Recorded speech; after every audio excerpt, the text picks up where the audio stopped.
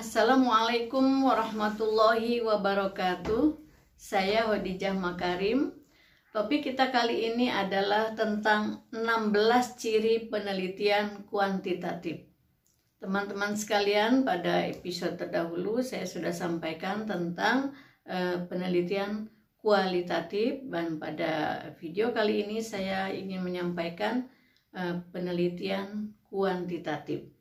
Nah, dari ciri-ciri yang ada di dalam penelitian kuantitatif, saya merangkum 16 ya, ada 16. Ini mohon diperhatikan, jadi nanti bisa mengambil keputusan teman-teman akan melaksanakan penelitian dengan pendekatan kualitatif atau pendekatan kuantitatif. Yang pertama, di dalam penelitian kuantitatif itu menggunakan pola pikir deduktif. Jadi deduktif itu dari yang umum ke yang khusus. Biasanya ini yang kedua adalah menunjukkan hubungan antar variabel. Jadi di dalam penelitian kuantitatif biasanya hubungan antar variabel itu tercermin di dalam judul, terutama untuk S1 ya. Jadi akan kelihatan variabel X itu mempengaruhi variabel Y. Jadi menunjukkan hubungan sebab akibat. Kemudian yang ketiga, ciri yang ketiga adalah biasanya dimulai dari teori dan hipotesa. Jadi karena tadi yang pertama adalah cirinya berpikir deduktif, maka biasanya pola pikir deduktif itu akan juga berpengaruh dalam bagaimana memulai penelitian itu, dimulai dari teori dan perumusan hipotesa. Hipotesa atau hipotesis. Kemudian ciri yang keempat adalah data yang dikumpulkan adalah data numerik. Jadi data yang berkaitan dengan angka-angka, dengan nomor ya. Jadi bukan data yang subjektif. Jadi datanya adalah data numerik. Kemudian yang kelima, ciri yang kelima adalah di dalam pengambilan jenis datanya pada umumnya menggunakan jenis data primer, yaitu menggunakan data yang utama. Bukan data sekunder, pada umumnya seperti itu. Jadi ini adalah ciri yang kelima, yaitu menggunakan jenis data primer. Lalu yang keempat mengenai ukuran, yang keenam mengenai ukuran populasi dan sampelnya. Biasanya untuk penelitian kuantitatif itu memerlukan ukuran populasi yang sangat besar gitu ya. Kemudian sampelnya juga sampel besar gitu. Jadi kalau pada kualitatif kan cenderung itu studi kasus, kemudian sedikit sampelnya atau yang disebut dengan partisipan. Tetapi pada penelitian kuantitatif ukuran populasinya besar dan pastilah berdampak pada pengambilan sampelnya juga harus besar. Kemudian yang ketujuh itu di dalam pengukuran instrumen dan sebagainya di dalam penelitian kuantitatif ini adalah mempercayai angka di dalam statistika atau matematika. Kenapa? Sebab instrumen di dalam penelitian kuantitatif itu adalah harus menunjukkan pengukuran suatu kebenaran berdasarkan statistika dan matematika. Jadi teman-teman yang berminat atau punya perhatian pada mata kuliah statistika, matematika, tidak mahir tidak apa-apa, tapi kalau sudah ada minat saja di dalam statistika atau matematika itu nggak apa-apa, lakukan saja penelitian kuantitatif ya. Jadi kalau misalnya ada kesulitan bisa dibantu oleh teman-teman lain yang memahami statistika atau matematika. Kemudian ciri yang ke-8 di dalam penelitian kuantitatif itu adalah harus membuat instrumen. Kenapa?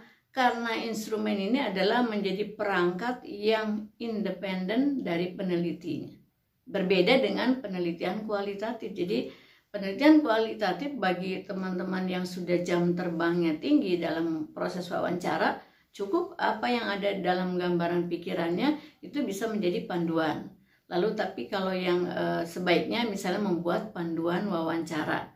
Nah kemudian itu dikembangkan.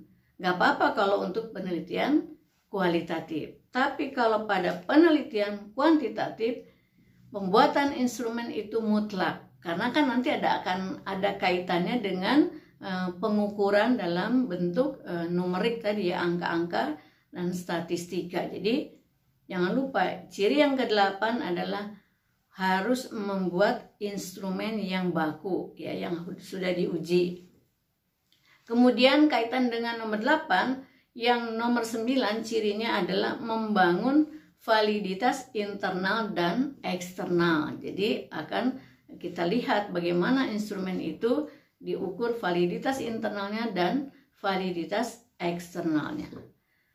Lalu yang ke-10, ciri yang ke-10 adalah penggunaan waktu yang lebih efisien, relatif efisien. Kenapa? Karena di dalam penelitian kuantitatif itu memerlukan atau bisa dibantu dengan perangkat lunak statistik ya. Softwarenya ada, misalnya SPSS waktu contoh. Jadi kenapa saya katakan lebih efisien? Karena kan tadi ada instrumen. Nah, memang membuat instrumennya yang lama membutuhkan waktu, karena kan instrumen itu adalah alat ukur. Nah, alat ukur itu harus akurat, harus valid. Nah, disitulah kita memerlukan waktu banyak.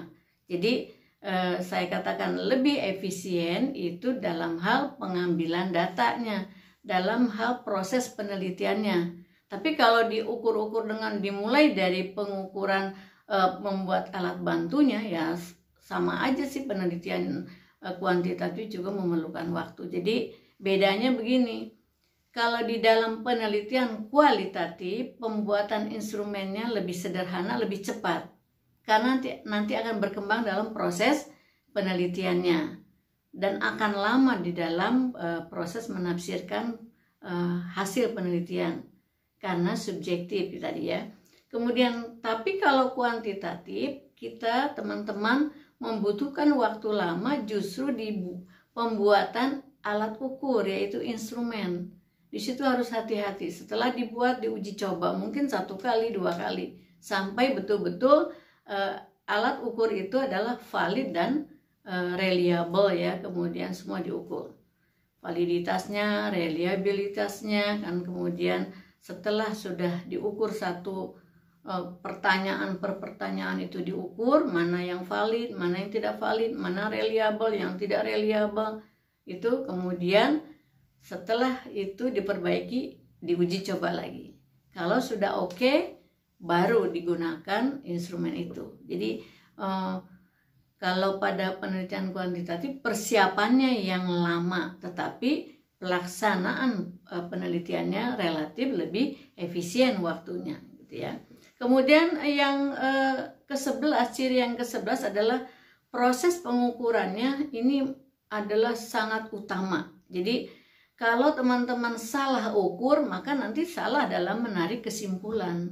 Jadi kaitan tadi, maka alat ukurnya harus valid ya, reliable gitu. Jadi sesudah melalui uji coba valid, kemudian proses pengukurannya insya Allah itu adalah kita akan mendapatkan data yang bagus ya. Jadi maka saya katakan ciri yang ke-11 adalah proses pengukuran menjadi sangat utama ya, harus diperhatikan.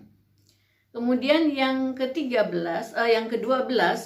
di dalam proses penelitian kuantitatif itu jangan lupa selalu menggunakan skala pengukuran. Ada banyak skala pengukuran yang bisa kita gunakan, silahkan pilih sesuai dengan kebutuhan. Jadi skalanya berapa, biasanya ganjil ya, silahkan bisa digunakan, dipilih. Kemudian ciri yang ke-13 adalah hasil penelitian dari penelitian kuantitatif ini adalah independen ya. Jadi hubungannya itu terhadap peneliti, berbeda dengan kualitatif. Lalu teman-teman sekalian, kita lihat ciri yang ke-14. Nah, sebagaimana tadi diungkapkan bahwa dalam kuantitatif itu kita akrab dengan angka-angka, maka hasil penelitiannya dalam bentuk data ya. Lah kalau yang kualitatif hasil penelitiannya apa? hasil penelitian dalam bentuk informasi ya. Jadi itu bedanya. Jadi dalam hal ini ciri yang ke-14 dalam penelitian kuantitatif hasil penelitiannya dalam bentuk data ya, data numerik ya. Kemudian yang ke-15, kalau pada penelitian kualitatif itu hasil penelitiannya cenderung digunakan pada konteks yang kita teliti, tetapi pada kuantitatif hasil penelitian dapat digeneralisasikan, dapat disimpulkan dan digunakan dalam konteks yang berbeda. Jadi tetapi sejenis ya, kira-kira seperti itu. Dalam konteks yang lebih luas itu bisa digeneralisasikan. Kemudian yang ke-16 itu adalah ciri yang ke-16 bahwa pemilihan variabel di dalam penelitian kuantitatif itu harus hati-hati. Jadi betul-betul sangat terbatas dan sempit. Kenapa begitu? Karena di dalam penelitian kualitatif kita harus betul-betul memperhatikan variabel prediktor, variabel yang memprediksi variabel Y. Jadi sebab akibatnya akan terlihat kalau kita betul-betul memilih variabel X yang dijadikan variabel yang memprediksi variabel Y. Makanya disebut variabel X adalah variabel prediktor, ya. Variabel yang memprediksi sebab akibat antara variabel X dengan variabel Y. Saya ulangi yang ke-16 ini. Di dalam pemilihan variabel itu sangat terbatas dan sempit, jelas gitu ya. Jadi betul-betul sebelum memutuskan mana yang akan diuji, mahasiswa atau teman-teman sekalian harus melihat dulu tadi berpikir deduktif, kemudian mulai dari teori apa sebabnya, apa akibatnya, itulah yang kita pilih. Jadi bukan berdasarkan keinginan kita mau meneliti ini. Padahal sebetulnya variabel yang diambil adalah bukan prediktor gitu, sehingga nanti kita nggak dapat variabel yang terbatas dan sempit dan fokus untuk diukur. Ya, mudah-mudahan ini bisa dipahami.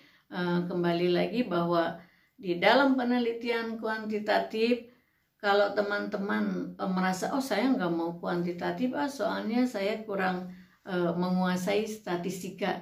Itu tidak apa-apa sebetulnya, tidak menguasai, yang penting berminat untuk mempelajari statistika, berminat dengan angka-angka ya, data numerik, data primer dan sebagainya, skala pengukuran. Kalau sudah ada minatnya, nanti kekurangannya kan bisa minta dibantu belajar kepada orang-orang lain, kepada teman, kepada mentor tentang apa yang kamu kurang kuasai gitu ya. Yang paling penting adalah minatnya dulu ya. Jadi jangan sampai mengukur diri kalau statistiknya kurang bagus lalu serta-merta menjauhi penelitian kuantitatif, memilih kualitatif. Padahal di kualitatif mungkin kamu juga kurang kuat misalnya dalam kemampuan menafsirkan pesan ya. Jadi saya ulangi sekali lagi, pilihlah mana pendekatan yang kuantitatif dan kualitatif dengan berbagai faktor yang kamu miliki ya. Jika ada beberapa faktor yang belum kamu miliki, bisa minta bantuan teman atau siapa saja yang bisa melengkapi. Oke teman-teman sekalian, jangan lupa bahwa kalau penelitian kuantitatif berasal dari pola pikir deduktif, kemudian mendasarkan data numerik dan menggunakan cenderung datanya primer ya. Tapi kalau pada saat kondisi pandemi ini bisa juga teman-teman menggunakan pendekatan kuantitatif dengan data yang sekunder. Gak jadi masalah karena memang situasinya tidak memungkinkan menggunakan data primer ya. Baik teman-teman sekalian, mudah-mudahan bermanfaat 16 ciri penelitian kuantitatif. Dukung terus channel ini supaya terus berkembang. Jangan lupa subscribe, like, dan komen. Share kepada teman-teman yang lain yang membutuhkan informasi ini. Assalamualaikum warahmatullahi wabarakatuh.